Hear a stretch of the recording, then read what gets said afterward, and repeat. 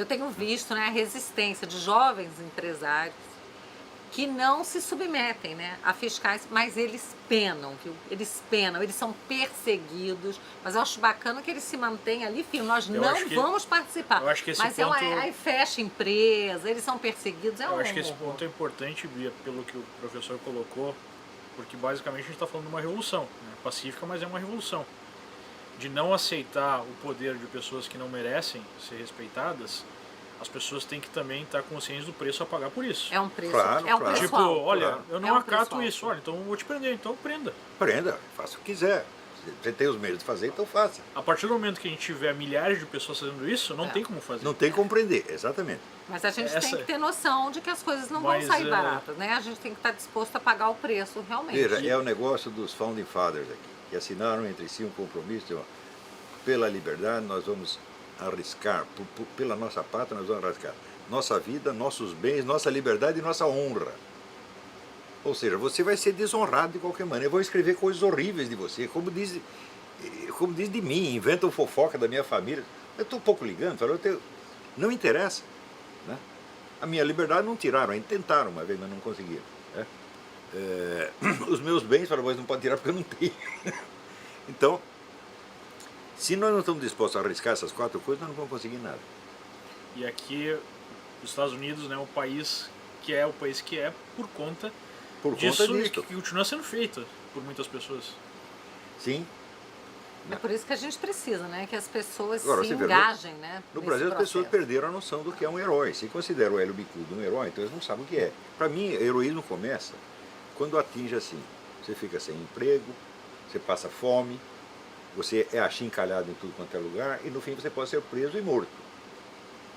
Se você passou por tudo isso e ainda está vivo, chegou no quarto estágio, já perdeu até a liberdade, aí você é um herói, como o juiz Odilon Oliveira. Agora, qualquer oportunista que abandona o navio no último instante e vira herói, o que é isso, gente? Que foi um dos responsáveis pelo problema no primeiro momento. Então, olha, nenhum de nós aqui chegou na etapa do heroísmo. Eu acho que o professor poderia comentar um Olha, pouquinho. pelo somos visto, apenas eu espero não cidadãos. precisar São chegar, né? apenas cidadãos honestos que estão dizendo, não vão nós chegar. temos Nenhum de aqui- nós é herói. Quando for herói, eu aviso, tá? Se me acontecer, eu aviso. Né? Nós temos Mas fizeram cidadãos, quanto ameaça de é. morte. A ameaça de morte não faz de você um herói. Agora, tentativa de matá-lo faz. Eu acho que o professor poderia comentar um pouquinho exatamente sobre essa questão do Hélio Bicudo, que a gente tem 200 pedidos de impeachment lá no Congresso, e aí a oposição escolheu o pedido de impeachment de um esquerdista notório Claro, para ser o veículo do impeachment. É gerenciamento de danos, tentar salvar a imagem do PT, a imagem da esquerda. Eles sempre fizeram isso. Eles atiram o seu sócio embaixo do ônibus e eles saem bonito. Sempre fizeram isso. Mas se você ver, a revolução vive de amaldiçoar a sua geração anterior. É assim desde o começo. Amaldiçoa e pede um novo crédito de confiança. Eles erraram, eles nos traíram, mas nós queremos um crédito de confiança. Está sendo assim há 150 anos, o pessoal não aprendeu ainda. Até aquele livro do general Patipa, ele diz que Sim. a palavra glasnost, na verdade, foi traduzida para o Ocidente de uma forma totalmente errada. Que, na verdade, glasnost é tu dar a culpa dos problemas para o antecessor, claro, o antecessor. limpando a honra, né, enfim, a imagem dos novos governantes. É sempre assim. Ela se renova, a revolução devora seus próprios filhos. Na Revolução Francesa não foi a mesma coisa? Cada nova geração que chegava cuspia na anterior, dizendo, mas agora nós vamos fazer tudo direito. Né? Daqui para frente tudo vai ser diferente. Não é diferente, é a mesma coisa sempre. É a mecânica interna do espírito revolucionário que é pervertida. A pessoa tem que entender isso aí. O espírito revolucionário consiste em meter na cabeça das pessoas o seguinte, vamos mudar o mundo. Então agora você tem qualquer garoto de 12 anos de idade, já está mudando o mundo, transformando o mundo. Isso já começa por ser mentira. A esfera de ação humana é muito limitada. Nós, quando conseguimos resolver um probleminha, é muito. Agora, de repente, prometem, né, transformar Paraíso o na mundo, Terra. criar um paraíso na Terra. Não, não pode ser. Quer dizer, isso é fraude na base. Não é uma coisa que foi pervertida depois. Então, é aquele... Mas no Brasil, quem é que poderia ter esse papel de ser, né, os que vão se limpar pela sujeira dos anteriores? Quem assumiria esse Eles já papel? estão fazendo isto. Quem são os... Hélio Bicudo está fazendo isso. E todos os seus admiradores estão fazendo isso. Aécio Neves está fazendo isso, Zé Serra está fazendo isso, FHC está fazendo isso. Né? Eles estão metidos nesse esquema revolucionário até a goela. Né? Todos eles sempre estiveram. Apenas houve uma divisão de trabalho. Né? É o morde e assopra. Um automóvel tem um acelerador e um breque, não tem? O movimento revolucionário também. O senhor acha que o Lula ainda tem chance de se limpar na sujeira que foi feita ou não? E eu acho muito difícil, mas não é impossível. Esses Passa uma caras, geração, eles vão empurrando com a barriga, passa uma geração, a geração seguinte já eles esqueceu. ficam se reinventando. Eu acho que vai ser papel nosso não permitir que isso aconteça, professor. O papel é nosso, sabe? Se você estuda a história do A marxismo, só da teoria marxista, e você vê as metamorfoses que ela passou, chegando a dizer tudo o contrário do que dizia, e ainda tendo o nome de marxismo, né? O marxismo começa dizendo, nós somos uma expressão adulta de classes, nós representamos a classe proletária, cujos interesses subjetivos são prejudicados pela burguesia. Passa 150 anos, aparece o Ernesto Laclau, que é o grande teórico das últimas décadas, dizendo o seguinte: a propaganda revolucionária inventa a classe em nome do qual ela fala. Nós criamos a classe. Então inverteu. E ainda é um marxismo, mas se a própria teoria pode mudar com essa cara de pau, quanto mais a prática, os partidos. É aquilo que tem naquele documentário The Soviet Story, no começo do documentário, a pergunta que é feita: por que as pessoas têm uma reação, né, de total desprezo, até de nojo, quando tem uma bandeira, uma suástica, né, uma bandeira nazista, e a mesma reação não existe quando tem uma foice e um martelo? Por quê? Por quê? Você vê, a campanha antinazista foi inventada pela própria União Soviética, enquanto ela tinha uma aliança secreta com o governo alemão desde antes do pacto Ribbentrop-Molotov de 1939. Em 1933, quando Hitler foi eleito, o exército alemão já estava treinando no território da União Soviética com plena assistência técnica e militar do governo soviético. O governo soviético criou o poder da Alemanha nazista. É preciso entender isso ao mesmo tempo em que fazia a campanha antinazista. Desmoralizou, né? Por outro lado, desmoralizou. E ninguém desmoralizou lá o E ensinando para os comunismo. alemães a tecnologia de campos de concentração e morte Até em que, massa. claro, claro. Os nazistas aprenderam tudo com eles. Não é só aprenderam. Eles receberam ajuda material para isso. E cresceram. A Alemanha não era nada, estava de 4. Daí virou uma grande potência com a ajuda soviética. Né? Ao mesmo tempo em que na França, na Inglaterra, a União Soviética financiava campanhas antinazistas. Então, só quem acredita nesse nazismo é um idiota, meu Deus do céu. Nesse antinazismo, né, de fachada, é um idiota perfeito. Mas, professor, nós estamos em pleno, né, século XXI, internet, informação, nunca correu tão solta, digamos assim. Como é que as pessoas ainda podem defender essa ideologia, e não só defender, mas como veementemente defender? Porque esse tipo de movimento se aproveita de massas de pessoas enormemente frágeis, para as quais a ideologia ou a carteirinha do partido se torna uma muleta. Parte da sua personalidade, mas se você tira a muleta, o sujeito cai. O sujeito não é nada. O homem que não é nada, ele precisa de uma ideia, de uma causa, para botá-lo de pé. Virou meio de vida. Então, veja, para você ser um homem de verdade, você precisa ter as suas causas, seus ideais desmantelados 1000 vezes na sua vida. 1000 vezes você tem que reconhecer: eu fui trouxa de novo. Né? Aí, um dia você vira homem. Agora, se você pega a primeira ideia que lhe ensinaram quando você tinha 15 anos, incorpora aquilo na sua personalidade, você não vai desistir nunca daquilo.